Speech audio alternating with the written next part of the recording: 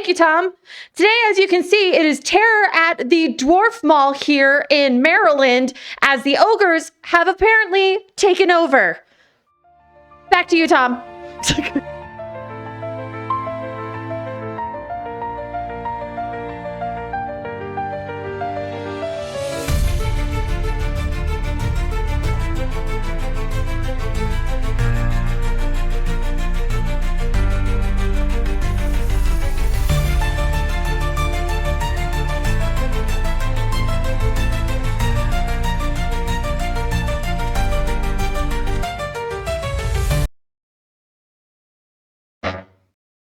Hey, gotta be quiet.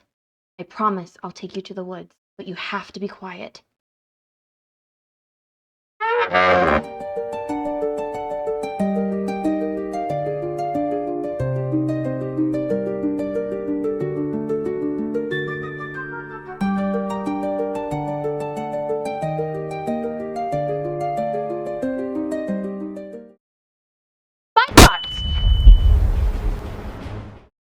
Geez, you guys scared me. I'm sorry, but the tavern is closed. You guys are back really late from your adventure.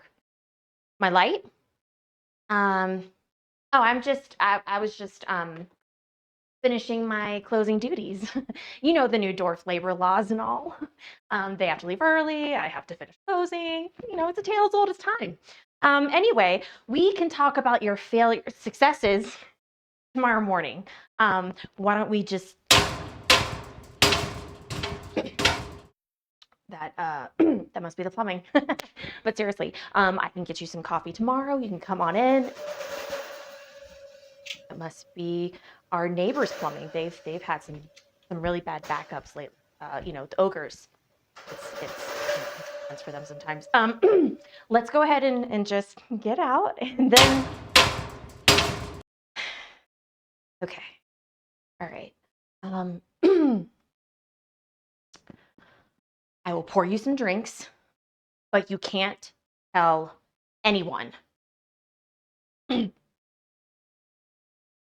Yes, you can say it.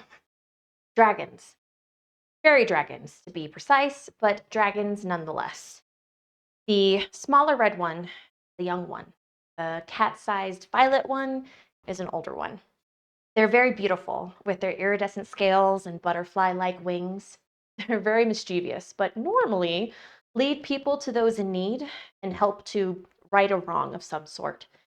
They rarely harm people unless they deserve it. They keep their distance, so it is disturbing that the young one's wing is broken like that. That shouldn't have happened. The older one must have stayed to protect the younger one. The forest pixies are not going to be happy since we've opened up as the ultimate training ground for new adventurers. Relations have been strained with the creatures around here. Not everyone here is as respectful as you guys. So luckily, as the head barkeep, I have access to a lot of private conversations, which is how I heard about those poor creatures. Sometimes these just delicate little hands of mine just can't handle these heavy bottles, and oops, there goes a double or even a triple. And if they're flirting with me, well, what's a poor girl to do? It is amazing how sleeping tonics complement whiskey. I do have an old cleric friend coming into town. When I told him just how bad the young one's wing is, he understood it was an emergency. Hopefully he can heal it. Then I'll take them back to the forest and the pixies and the rest of our local fae and see what the hell is going on. I cannot reiterate this enough. This is bad. Fairy dragons are cherished among the fae. That level 1 adventure group has been marked. If they go back to the forest, the other ones will either give them a very wide berth or a very proper welcome. I can see the questions on your face, Celeste.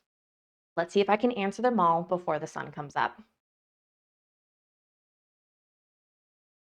So, fairy dragons are ancient. No one really knows how they were created, but everyone has their own version.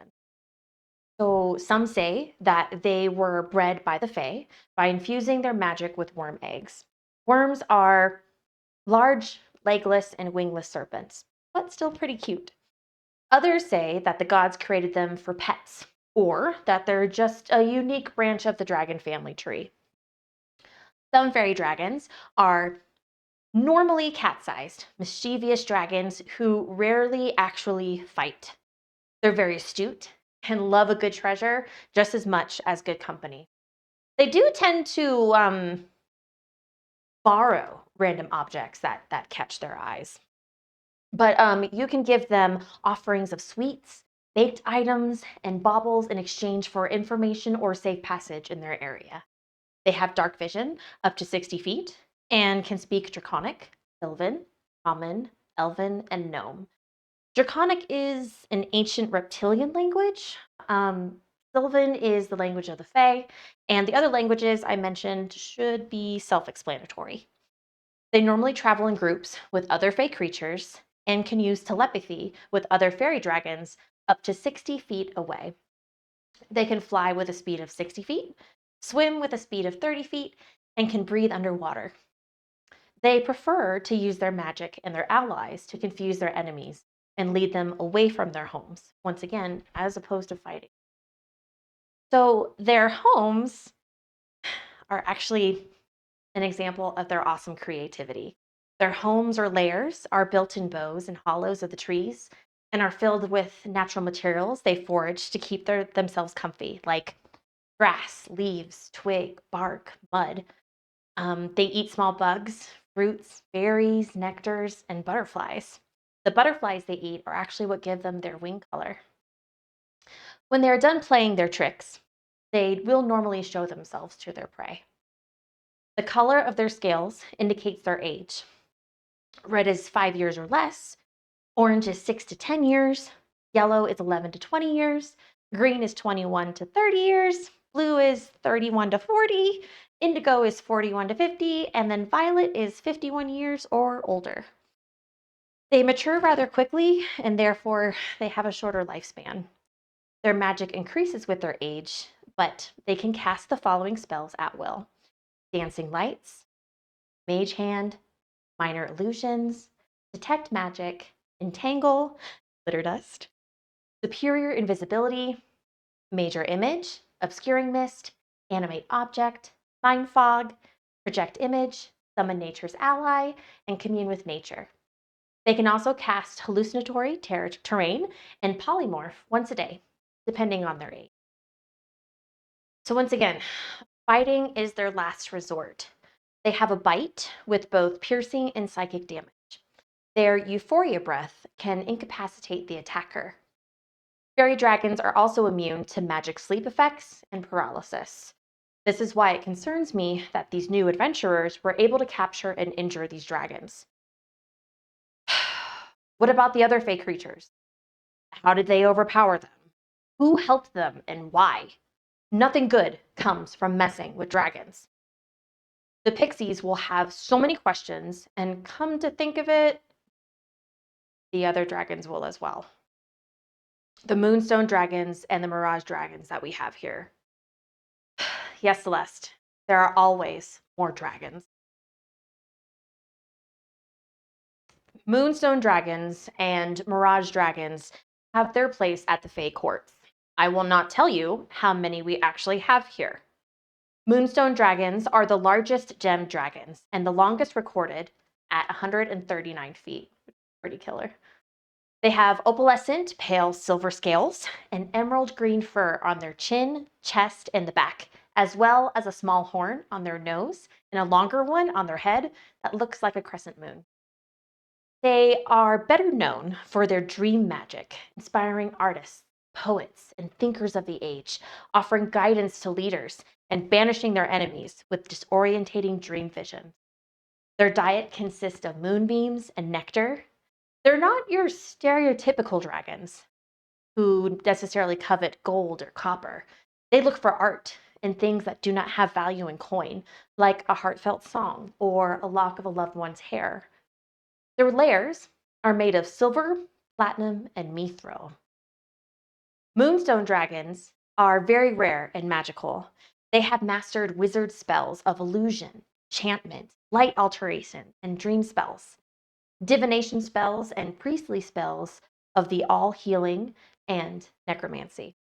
They use multiple breath weapons such as Cloud of Mist, Cone of Mist, and Moonlight Beam. And they also use Fairy Fire, calm emotions, dispel magic, invisibility, and revivify twice a day. However, they themselves are immune to charm magic and can incapacitate their enemy.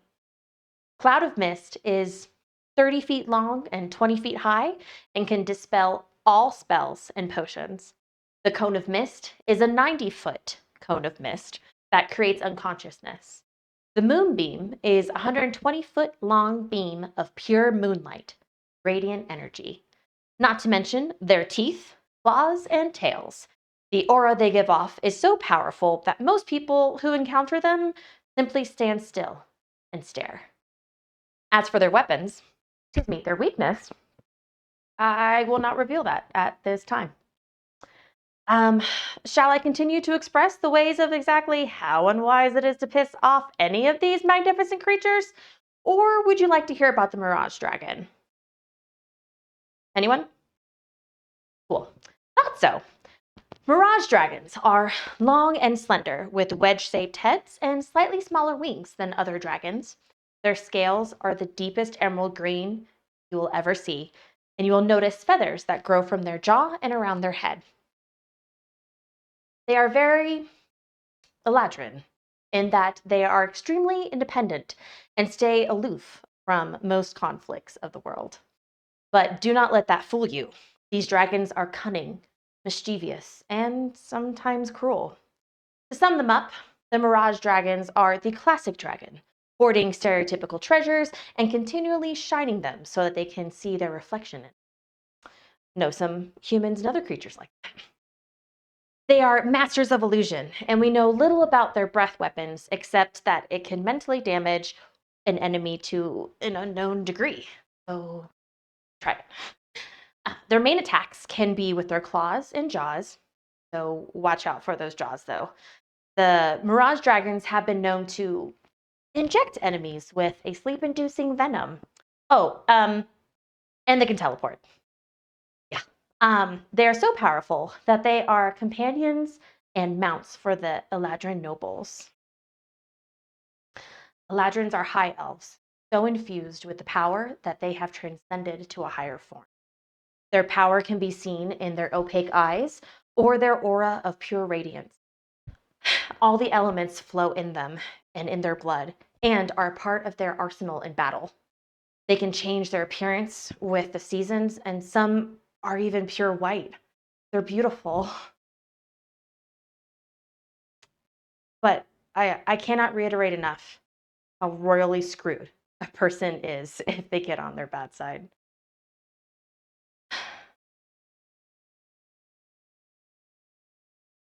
So look, guys, you should probably go and get some rest.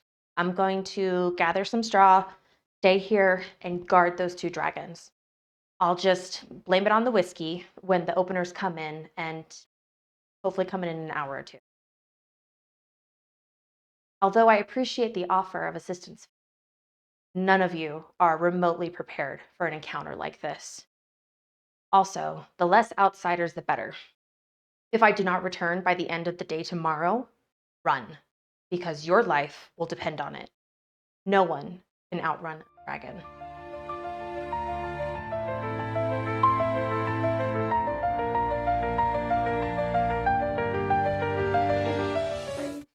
Oh. Hey, adventurers! Tell us what your adventuring group name is. Do you have a creature you would like us to cover? Tell me in the comments below. And don't forget to like, comment, and subscribe. And remember, don't fuck with dragons.